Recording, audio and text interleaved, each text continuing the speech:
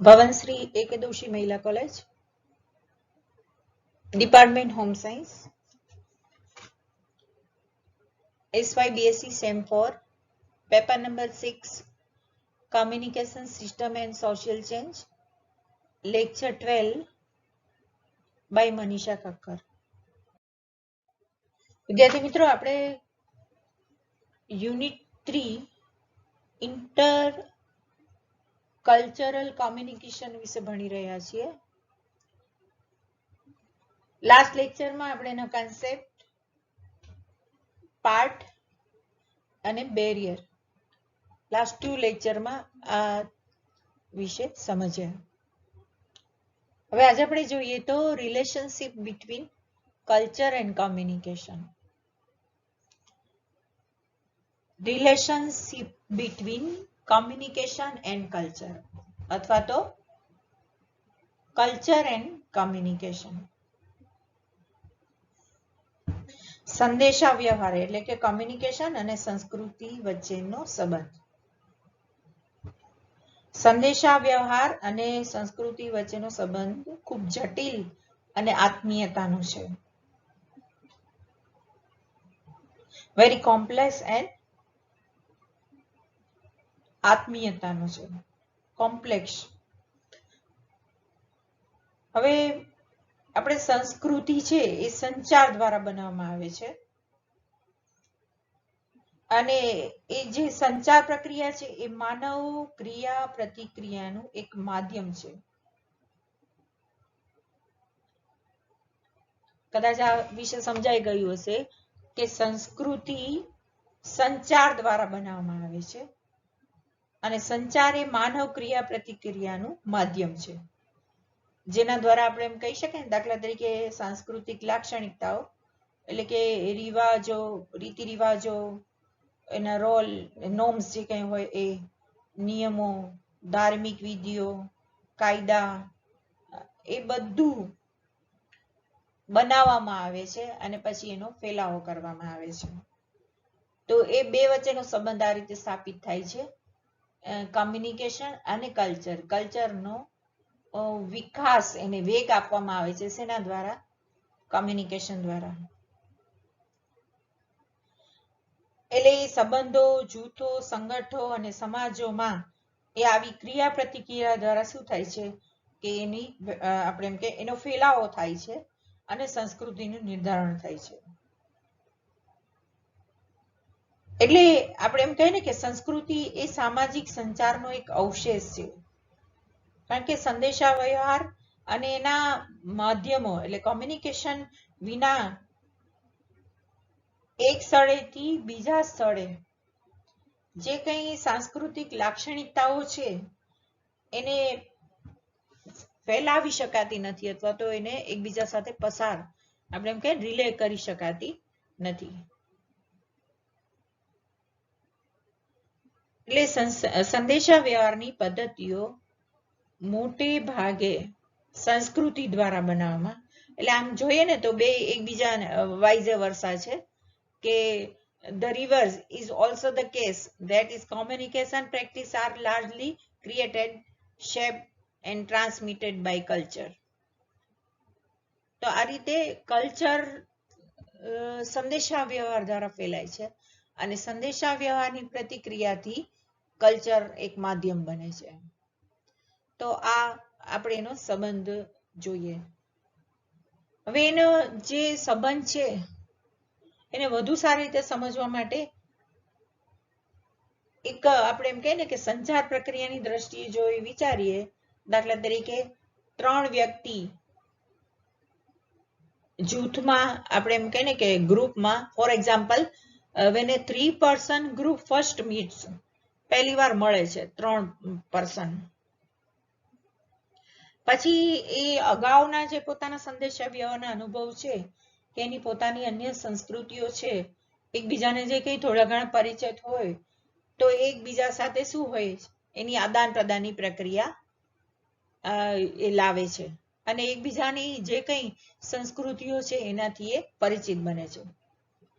પછી જેમ જેમ એ વ્યક્તિઓ નવા જૂથના સભ્ય સાથે વાતચીત જોડાવાનું શરૂ કરે તો એ પોતાના જે અનુભવો છે એના વિશે વાત કરવાની રીતો છે, એ રીતોના આધારે આગળ વધે છે, એના વિશે પરિચિત બને છે. અને આ રીતે જૂથ ક્રિયા પ્રતિક્રિયા કરવાનું ચાલુ રાખે છે. દાખલા તરીકે હિસ્ટ્રી છે કે પછી રિવાજો, ધાર્મિક વિધિઓ, આ બધાનો એકબીજાને જો ખ્યાલ હશે તો એના અનુભવના આધારે પણ એ આદાન પ્રદાનની પ્રક્રિયા કરે છે. દાખલા તરીકે જૂથમાં જોડાતા એક વ્યક્તિ સાંસ્કૃતિક જે કઈ રૂલ્સ છે એના માટે નવા હશે, એ નવા નિયમોને ઓળખશે, સમજશે અને પોતાના જે કઈ સંસ્કૃતિના નિયમો કે જે છે એને અનુરૂપ એના નિયમોને જોડશે અને આ રીતે તાલમેલ સાધવાની એ પ્રક્રિયા કરશે. એટલે નવા સભ્યો જૂથ સંસ્કૃતિને કેટલીક વાર મોટા ભાગમાં આપણે એમ કહીએ ને કે પ્રભાવિત કરશે, કારણ કે એ એનો ભાગ બની જાય છે. તો આ રીતે એના રૂલ્સ છે કલ્ચરના, તો એ એકબીજા સાથે એ થ્રુ કોમ્યુનિકેશન, એટલે કમ્યુનિકેશન દ્વારા જાણે છે અને ન્યૂ મેમ્બર એના જે કંઈ છે એને પોતાના જે કંઈ રિવાજો છે એને અપનાવે છે અને આ રીતે આદાન પ્રદાનની પ્રક્રિયાથી એનું રિલેશનશિપ સધાય છે.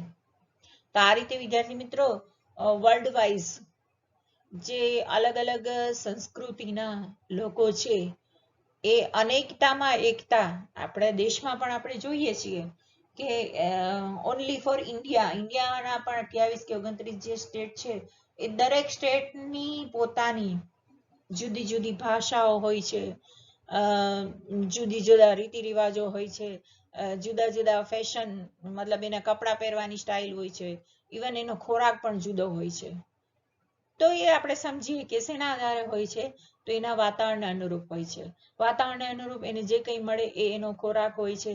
પછી કપડાં પહેરવાની સ્ટાઇલ જે કંઈ એની છે એ પરંપરાગત એની ચાલી આવતી હિસ્ટોરિકલ જે કંઈ એની રીતિને અનુસરે છે એના આધારે હોય છે.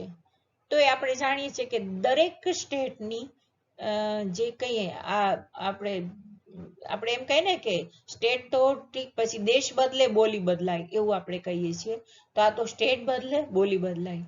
અમુકનું આપણે જાણી શકીએ, હવે તો બધાનું આપણને એના બધા વિશે ખબર હોય છે કે કયા સ્ટેટની કઈ ભાષા, એનો પહેરવેશ, એના રીતિ રિવાજો, એનું વાતાવરણ, એનો ખોરાક, એના વિશે આપણે પરિચિત તો અત્યારે ટેકનોલોજીના હિસાબે થઈ રહ્યા છીએ. તો આ એક ઇન્ડિયાના અલગ અલગ સ્ટેટની આપણે કહીએ કે અનેકતામાં એકતા તો જોવા મળે છે. તો એવી રીતે સમગ્ર વિશ્વમાં જ પણ આ રીતે જોવા મળે તો અલગ અલગ કન્ટ્રીની અલગ અલગ ભાષા જોવા મળે છે. તો એમાં ડિફરન્સ વધારે હોય છે. ઇન્ડિયાના લોકોની આપણે શું કામ ડિફરન્સ વધુ જોવા નથી મળતા, કે ક્યારેક આપણે ત્યાં જઈને પણ એની ભાષા વિશે કે ફૂડ વિશે કે એનો પરિચય લઈએ છીએ, જ્યારે વિદેશોમાં એ જઈને શક્ય બનતું નથી. પછી એના ધર્મ, આ બધું અલગ અલગ હોય છે. તો એ શેના આધારે હોય છે, તો એની પોતાની જે પરંપરા છે, ચાલી આવતી એની મૂળ રીતિ રિવાજો અને જે કંઈ છે એના દેશને અનુરૂપ હોય કે પછી રાજ્યને અનુરૂપ હોય, કે ઇવન ગુજરાતમાં પણ આપણે એમ કહીએ ને કે સૌરાષ્ટ્રના લોકોની પણ બોલી અલગ જોવા મળે છે, જ્યારે ઉત્તર ગુજરાત, દક્ષિણ ગુજરાતના લોકોની પણ બોલી અલગ અલગ જોવા મળે છે. તો એક સ્ટેટમાં પણ જો આ રીતે અલગ અલગ ડિફરન્સ જોવા મળે તો સ્વાભાવિક છે કે એક રાજ્યમાં પણ અલગ રાજ્યો વચ્ચે પણ ફેર હોય, સ્ટેટમાં અલગ આપણે એમ કહીએ સેક્શનમાં અલગ હોય, અલગ રિજિયન વિશે અલગ હોય, જ્યારે રાજ્યોમાં ઇન્ડિયામાં દરેક રાજ્યો વિશે અલગ અલગ આવા જે કંઈ ડિફરન્સ છે એ જોવા મળે છે. તો એ કલ્ચર અને કમ્યુનિકેશન, એટલે એક પોતાના જે કલ્ચરની જે માહિતી છે એ કમ્યુનિકેટ કરીને, એટલે કે સંચાર પ્રક્રિયાથી ફેલાવ કરી અને લોકો એકબીજા સાથે સુસંગતતા સાધી અને એના વિશેની માહિતી મેળવી શકે છે. તો આ રીતે વિદ્યાર્થી મિત્રો આપણે યુનિટ 3 અહીંયા કમ્પ્લીટ કરીએ છીએ, relationship between culture and communication. Culture અને કોમ્યુનિકેશન વચ્ચેનો સંબંધ.